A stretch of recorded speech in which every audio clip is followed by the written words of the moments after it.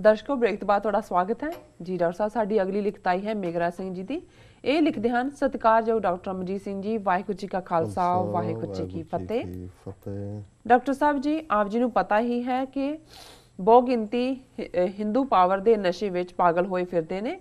Doctor Sahib ji, ਕਿਸੇ ਨੇ ਸੱਚ ਹੀ ਕਿਹਾ ਸੀ ਕਿ ਜੇਕਰ ਕਿਸੇ ਕਮਜ਼ੋਰ ਬੰਦੇ ਦੇ ਹੱਥ ਵਿੱਚ ਪਾਵਰ ਆ ਜਾਵੇ ਤਾਂ ਉਹ ਆਪਣੇ ਆਪ ਨੂੰ ਹੀ ਸਭ ਕੁਝ ਸਮਝਦਾ ਹੈ ਅਤੇ ਜੇਕਰ ਅੰਨੇ ਬੰਦੇ ਦੇ ਹੱਥ ਵਿੱਚ ਆ ਜਾਵੇ ਤਾਂ ਉਹ ਆਪਣਾ ਮੂੰਹ ਪਹਿਲਾਂ ਹੀ ਸਾੜਦਾ ਹੈ। ਜੇਕਰ ਕਿਸੇ कम दिमाग वाले बंदे कोल राज आ जाए तो इन्हां ने दूजियां दा नुकसान करन दे चक्कर विच अपना ही बेड़ा गर्क कर लेना है। डॉक्टर साहब जी, जेकर अज भारत के हालातां वल नज़र मारीए तो मोहन भागवत कहता है कि साडा हाजमा 800 साल बाद ठीक होया अते ये भी कहता है कि हिंदुस्तान विच रहन वाले सारे हिंदू ही हन। कम दिमाग वाले बंदे की निशानी ये है। दूजे पासे साधवी प्राची कहती है कि हिंदू 20 बच्चे पैदा करन है ना अन्ने होने की निशानी। तीजे पासे 3 साल की बच्ची साध्वी प्रज्ञा एक होर अन्नी है। ये कहती है कि भारत विच कश्मीर तो रहेगा पर पाकिस्तान नूं असीं मिटा देवांगे। ये साध्वी इंज बोलती है जिवें हिंदू 800 साल तो गुलाम नहीं 8,000 साल तो गुलाम हैं।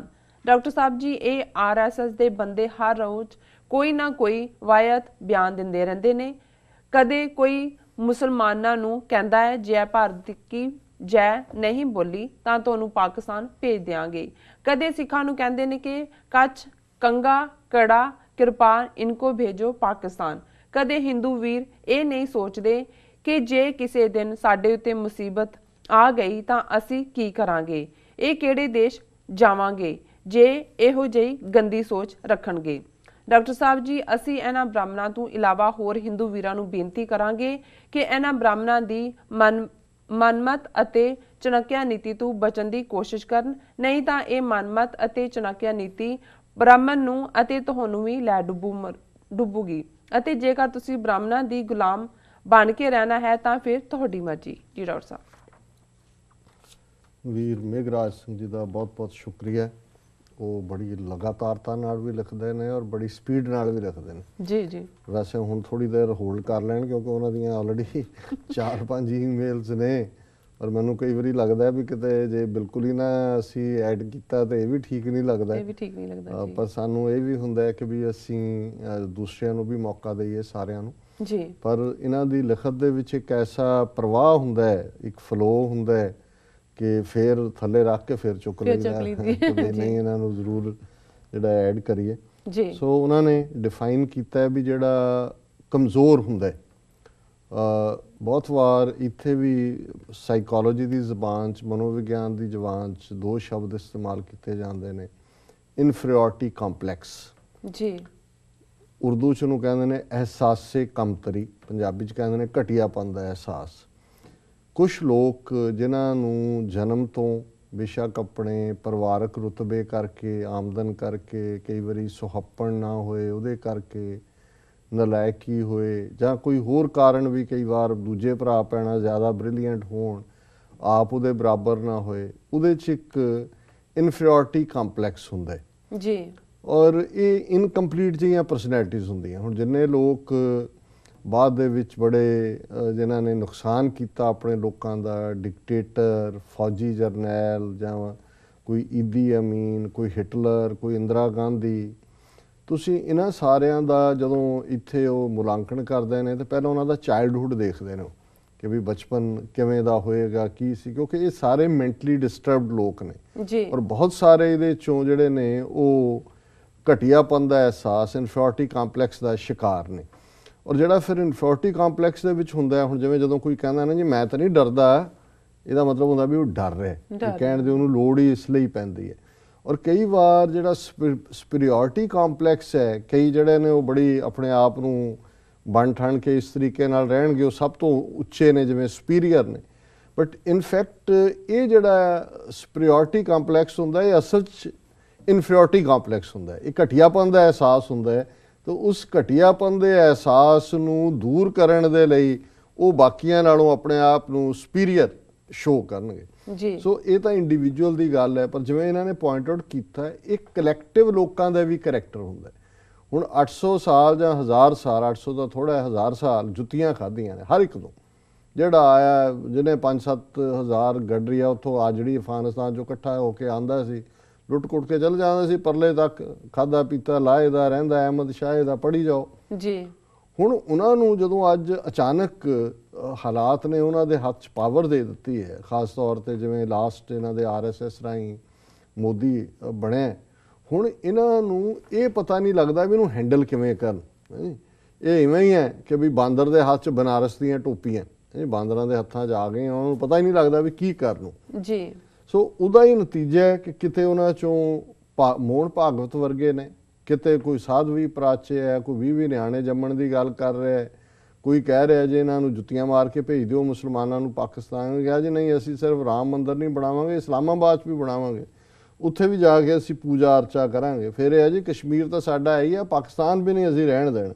ਔਰ ਜਿਵੇਂ ਉਹਨਾਂ ਨੇ ਕਿਹਾ ਵੀ ਕੀ ਵਾਹਿਯਾਤ ਬਿਆਨ ਨੇ ਜੀ, ਕਿਉਂਕਿ ਇਹਨਾਂ 'ਚ ਸਾਰਿਆਂ 'ਚੋਂ ਹੀ ਤੁਸੀਂ ਦੇਖੋ ਤਾਂ ਗੈਰ ਜ਼ਿੰਮੇਵਾਰ ਤਾਂ ਹੈ ਹੀ ਨੇ। ਤੁਸੀਂ ਸਿਵਲਾਈਜ਼ਡ ਸੁਸਾਇਟੀ ਦੇ ਵਿੱਚ ਇਸ ਕਿਸਮ ਦੀਆਂ ਗੱਲਾਂ ਕਰੋ, ਪਰ ਇਹ ਜਿਹੜਾ ਇਹਨਾਂ ਦੇ ਹੱਥ ਆਈ ਪਾਵਰ, ਇਹਨਾਂ ਦਾ ਅਹਿਸਾਸੇ ਕਮਤਰੀ, ਇਨਫੀਰੀਅਰਿਟੀ ਕੰਪਲੈਕਸ, ਇਹਨਾਂ ਦਾ ਸਿੱਖਾਂ ਨੂੰ ਹੀ ਟਾਰਗੇਟ ਕਰਨਾ। ਇਹਨਾਂ ਨੇ 5 ਸਦੀਆਂ ਜਿਹੜੀ ਉਸ ਧਰਤੀ ਦੀ ਆਜ਼ਾਦੀ ਦੇ ਲਈ ਸਭ ਤੋਂ ਵੱਧ ਕੁਰਬਾਨੀਆਂ ਕੀਤੀਆਂ, ਇਹਨਾਂ ਨੂੰ ਰਾਜ ਸਿੰਘਾਸਨ 'ਤੇ ਬਿਠਾਇਆ।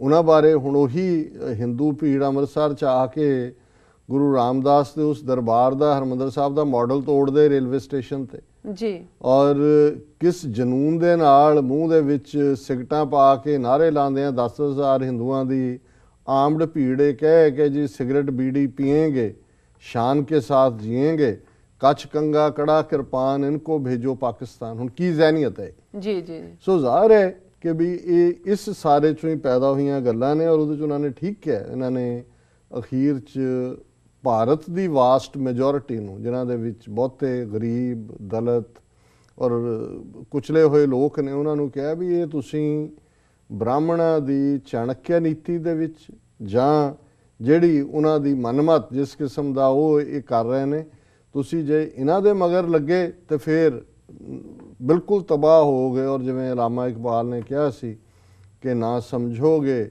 तो मिट जाओगे ऐ हिंदुस्तान वालों, तुम्हारी दास्तां तक भी ना होगी दास्तानों में, कि भी तुहाडी तां कहानी भी नहीं रहनी जी। सो असीं इन्हां दा वीर मेघराज सिंह जी दा शुक्रिया अदा करदे कि ਉਹ ਸਾਨੂੰ ਲਗਾਤਾਰਤਾ ਨਾਲ ਲਿਖਦੇ ਨੇ ਔਰ ਬੜੀ ਸਪਸ਼ਟਤਾ ਦੇ ਨਾਲ ਅੱਡ-ਅੱਡ ਐਸਪੈਕਟਸ ਨੂੰ ਸਾਹਮਣੇ ਲਿਆਉਂਦੇ ਨੇ ਜੀ। ਡਾਕਟਰ ਸਾਹਿਬ, ਸਾਡੀ ਅਗਲਾ YouTube ਕਮੈਂਟ ਆਇਆ ਹੈ ਗੁਰਜੋਤ ਸਿੰਘ ਜੀ ਦਾ, ਨੈਟੋ ਦੇ ਅਫਗਾਨਿਸਤਾਨ ਚੋਂ ਵਾਪਸ ਆਉਣ ਵਾਲੀ ਵੀਡੀਓ ਤੇ।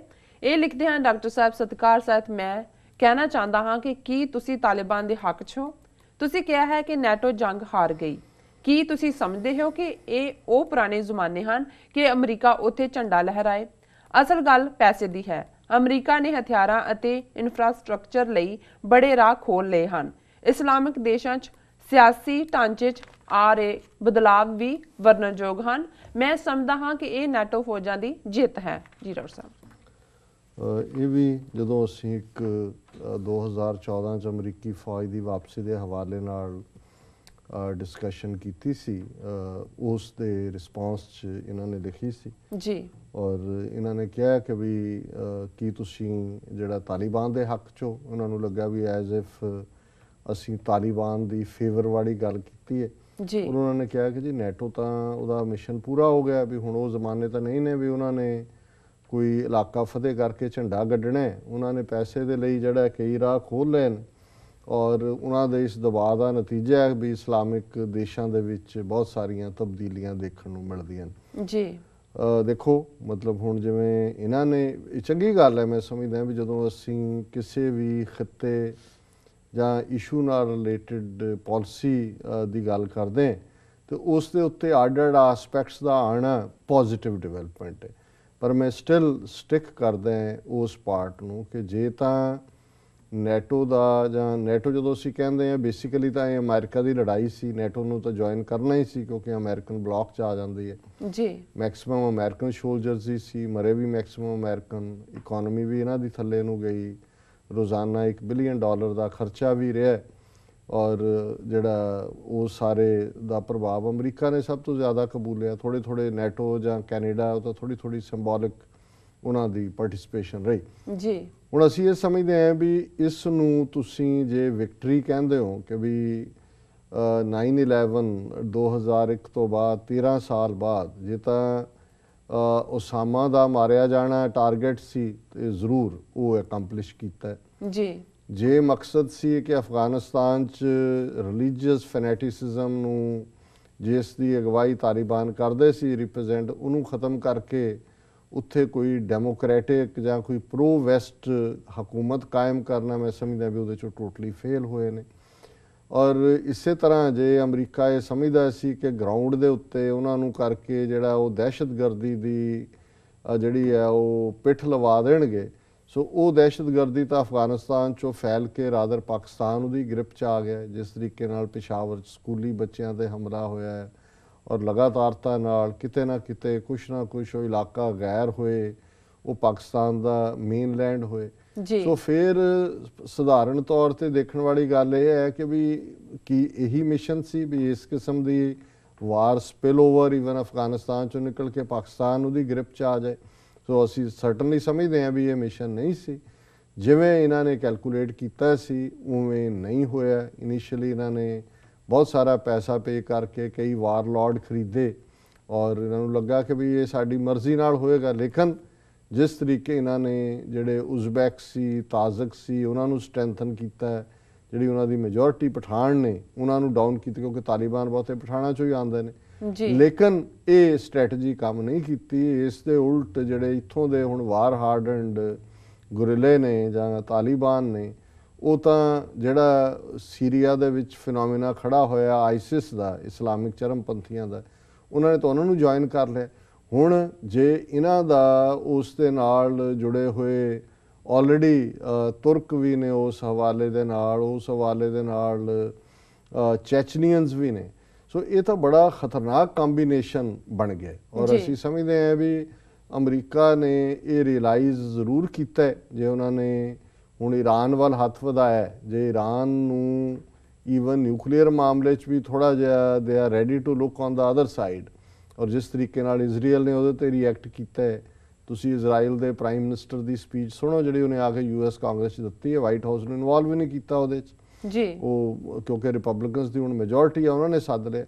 ਸੋ ਉਹਦੇ ਤੋਂ ਹੀ ਜ਼ਾਹਰ ਹੁੰਦਾ ਹੈ ਕਿ ਅਮਰੀਕਾ ਦੀ ਈਰਾਨ ਬਾਰੇ ਵੀ ਨੀਤੀ ਬਦਲਣ ਦਾ ਕਾਰਨ ਜਿਹੜਾ ਹੈ ਕਿ ਉਹਨਾਂ ਨੂੰ ਇਹ ਲੱਗਦਾ ਹੈ ਕਿ ਇਹ ਜਿਹੜਾ ਅਫਗਾਨਿਸਤਾਨ ਹੋਏ, ਸੀਰੀਆ ਹੋਏ, ਕੁਰਦਾਂ ਦਾ ਹੋਏ, ਇਰਾਕ ਹੋਏ, ਹੁਣ ਕਿਸ ਤਰੀਕੇ ਦੇ ਨਾਲ ਜਿਹੜਾ ਹੈ ਉਹ ਉਸ ਇੱਕ ਸ਼ਹਿਰ ਦੇ ਲਈ ਇਰਾਕ ਦੇ ਵਿੱਚ ਇਰਾਕੀ ਸ਼ੋਲਜਰ ਔਰ ਆਈਸਿਸ ਦੇ ਸ਼ੋਲਜਰ ਲੜ ਰਹੇ ਨੇ।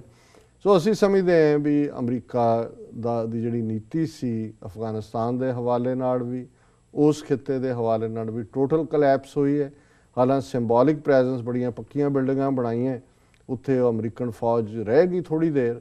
ਅਫਗਾਨਿਸਤਾਨ ਦਾ ਨਵਾਂ ਹਾਕਮ ਵੀ ਚਾਹੁੰਦਾ ਹੈ, ਪਾਕਿਸਤਾਨ ਵੀ ਚਾਹੁੰਦਾ ਹੈ, ਪਰ ਸਾਨੂੰ ਲੱਗਦਾ ਹੈ ਕਿ ਬਹੁਤ ਜਲਦੀ ਇਹਨਾਂ ਦਾ ਜਦੋਂ ਉੱਥੇ ਵੀ ਇੱਕ ਦੋ ਹੋਰ ਮੇਜਰ ਐਕਸ਼ਨਸ ਨੁਕਸਾਨ ਹੋਇਆ ਇਹ ਉੱਥੋਂ ਵੀ ਪੁੱਲ ਆਊਟ ਕਰਨਗੇ।